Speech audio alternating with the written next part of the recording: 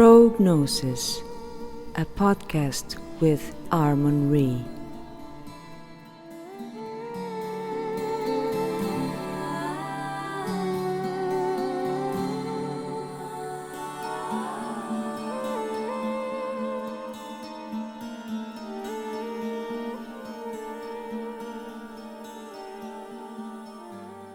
Hello everyone, welcome to episode 10 of Pro.Gnosis.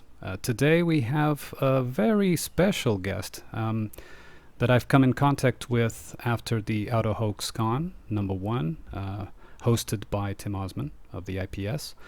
And he is Reverse History, and it is my honor and pleasure to receive him here. Hello, Reverse. How would you like me to call you? Reverse History or something else? Well, let's go for Christopher. You can call me that if you like, but all right. Anything else is fine. And yeah, thank you for the very nice introduction. It was a pleasure to be on the AutoHoaxCon with you. Yeah, likewise. So tell me one thing, Christopher, to begin with and to introduce yourself, because I believe that you're a fairly recent addition to this field. How did you come into contact with, not only media fakery, but, trying to figure out what's behind the veils of reality and that sort of thing? Well, that goes back quite a way. I am over half a century old, so my first inkling of anything going wrong with my indoctrination, I grew up and I was a straight A student. I was very much thinking that equated with some form of success or understanding of the real world. And by the time I got to university, the first Gulf War went off, and I saw some major contradictions out of the gate there. That was probably the first crack in my conception of what this social realm is all about. And then through the 90s, which was after I graduated, there were events like Waco, Timothy McVeigh and Oklahoma City bombing, even the O.J. Simpson trial, Ruby Ridge. I mean, there's a much longer list, but those are the ones that come to the top of my recollection. I knew that there was something very, very off. And that even includes the first World Trade Center bombing, which people may not even be aware these days that there was more than one World Trade Center attack.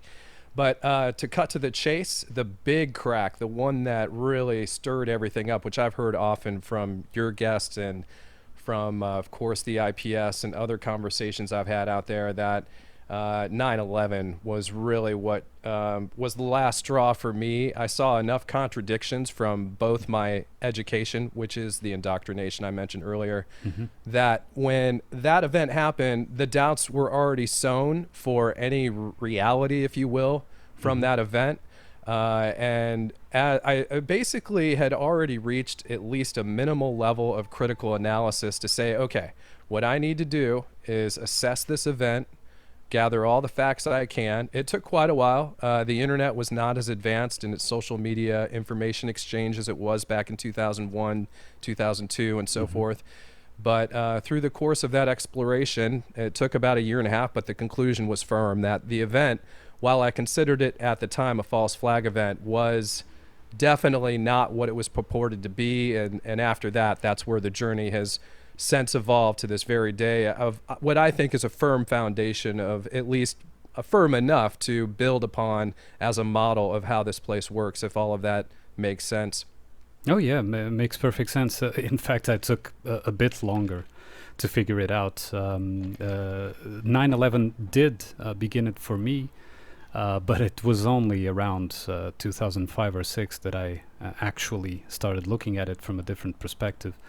So you even started before perhaps many of us who are in these circles now. And I'm also, I'm 45 right now, so nearly of your age, I would say. And all those events that you mentioned, the Waco and the Oklahoma and all that, I gobbled it up. I was like, I thought it was, I didn't even flinch. To me, it was reality. It was 9/11 that started for me, which brings me to perhaps my first question to you is, I've often wondered, and I've even made a video about that, if 9/11 was made to be a sort of initiation, for us, in the sense of, for people, let's try to separate the wheat from the chaff and see who actually can observe, what we are presenting with different eyes.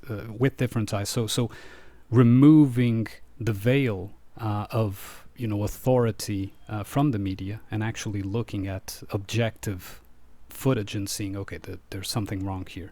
What do you think about that?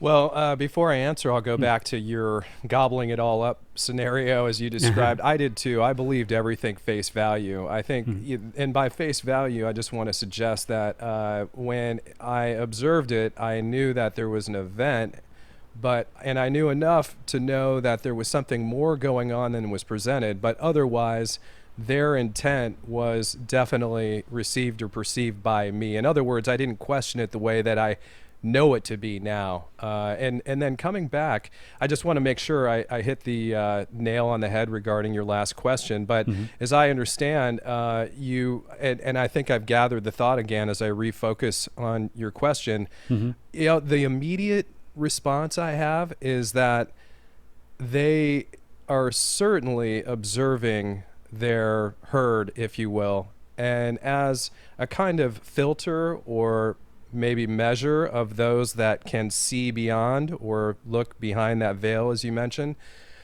I have kind of maybe a non-answer, but this is kind of what I suppose surmises my thought, which is, yes, I do see that they must be measuring the statistical references or measure of their successes or failures, because not all their ops are successes. And certainly the big ones, they've invested so much that they can determine, I'm sure, based on what's publicly known about studies that just universities do that are innocuous compared to, say, a 9/11. But to me, we are, those of us who have freed ourselves from their matrix, we are the free radicals. And I think it is a numbers game. And if we reach a certain critical mass, they may have to actually alter their strategy. Now, that's a total conjecture. But what I do know is that we cannot be equated in their equations because we're no longer hooked up to their system. And everything we see, think, or do, especially the action part based on logical, reasonable, I hope moral types of perceptions and behaviors to be able to act on that. And I imagine that, and this is why censorship is so important, but that as we start to at least philosophically or intellectually engage with each other, we can start building our own, if you will, collective. And I can further define that. It's not the kind of collectivism that would be advertised within communism or anything else, but just an opportunity to really be free radicals in this system. And one more quick note as a kind of comparison, if I'm even hitting the mark that you're suggesting in your question, is that I think that our power, if you will, is orders of magnitude beyond any one individual that they would call a part of their herd, if you will. So that's my quick suggestion or reflection on that. Interesting. Before I address your answer, could you expand on that last point, the individual power? Yeah, I've kind of put a number to it, and the number is meaningless because I can't really measure this. But when I look at those that have the capacity to think freely, maybe learn, explore, update their, let's say, mental model of reality, those that are no longer encumbered by the weight of, say, the political ideologies or social ideologies that keep creeping up. There's so many agendas. I won't try to list them all, but I know you're aware of various agendas that are out there, whether it be male, female related, government related. I mean, the list goes on and on, even sports related. But I have come to the determination, and maybe this is optimism, maybe I'm reaching a bit here, but I can feel it within myself, so I'll use myself as an example.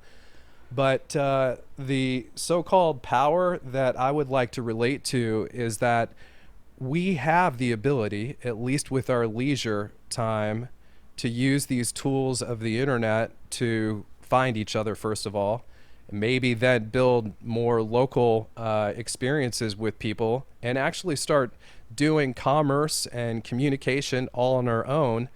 And that in itself is probably what the system, and this goes back to your first question, is trying with all their might to prevent happening. And frankly, it's too late. So I used to say this in commentary. I used to be a co-admin of a fairly large Facebook site until we got booted by Facebook for their own censorship. But I used to say, oh well, we as free men and women, one of us is equivalent to say 10,000 mental slaves. I've upped that number since. I think it's more like 100,000. Wow. But we have something that's probably immeasurable, but is so impactful that this is what the system is trying to prevent. And frankly, it's too late at this point. Yeah, I understand, and it's a very, very interesting point. And well, it seems to me that what got me, wondering about the initiation that I asked you about was that I saw a certain type of step-by-step entryway into reaching media fakery. For example, you would have at the first level, like, guys like Alex Jones and that kind of thing, right? Right. That's okay. That's the first stop in the train, if we could call it that. Then, beyond that, you would have someone a bit deeper that, just it wasn't just a political thing, or an economical thing or a social thing, but it went a bit deeper. So someone else then that went a bit deeper. It seemed to have been a step-by-step kind of thing until we reach, actual media fakery, in the sense, okay, it was all fake footage. The event wasn't at all, real in the organic sense, that there wasn't, planes and so on and so forth, for example, in 9/11. And so it got me wondering. And I do relate to what you answered about the individual power, in the sense that we do have far more power than we think we do, absolutely. And I do think that reality, and this is going a bit deeper into my own philosophical viewpoint, I do think that reality reacts to us, and as in the same way that it reacts to everyone else, but to us in particular, yes, I think that it reacts to us to a higher extent because of our ability to connect to something essential, call it the essential self, the true self, whatever it is, that allows us to see beyond the veil.